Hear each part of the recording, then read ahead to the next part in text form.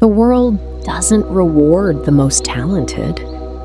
It rewards the most committed.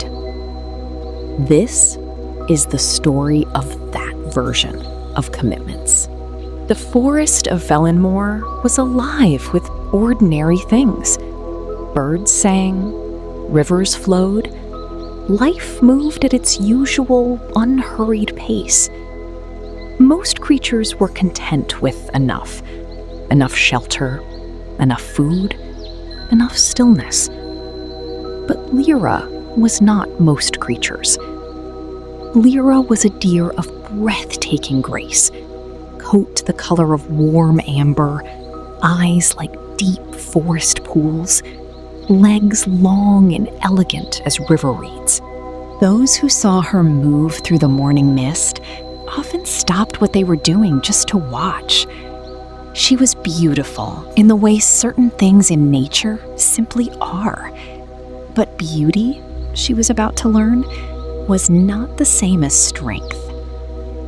Every spring, the creatures of Velenmoor gathered for the Great Crossing, a sacred journey to the sunlit grove where the sweetest grass and clearest water flowed freely.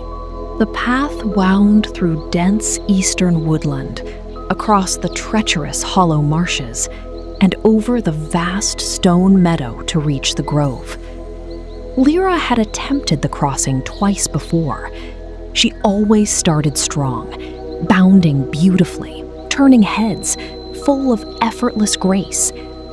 But as the trail grew harder, her effort grew smaller. She slowed in the marshes, distracted herself across the meadow, and always arrived too late. She completed the journey, but she had never truly done it.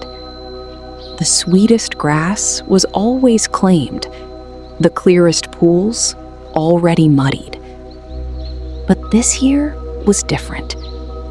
Her younger sister Mira, small, fragile, born with a tremor in her hind legs, had fallen gravely ill. The healers spoke of one remedy, the rare silver root herb, found only in the deepest corner of the sunlit grove, only by those who arrived first. Lyra had to be first. For the first time in her life, she had a reason that was bigger than herself. She set out before the mist had lifted, before any other creature had stirred, driven by love and purpose she had never carried before. At the woodland's edge, the old temptation rose. You have time. Slow down. Grace is enough. But this time, she pressed through it. When she reached the Hollow Marshes, the mud pulled at her legs like it was asking her to give up. Her lungs burned. Her muscles screamed. A hawk circling overhead later said he had never seen anything like it. A deer crossing the marsh not to survive it, but to conquer it. When Lyra burst through the far edge of the marsh, dawn had barely cracked the sky open. The stone meadow stretched wide and empty ahead. She ran. Not to look beautiful, not to impress anyone. She ran because every step carried the weight of someone she loved.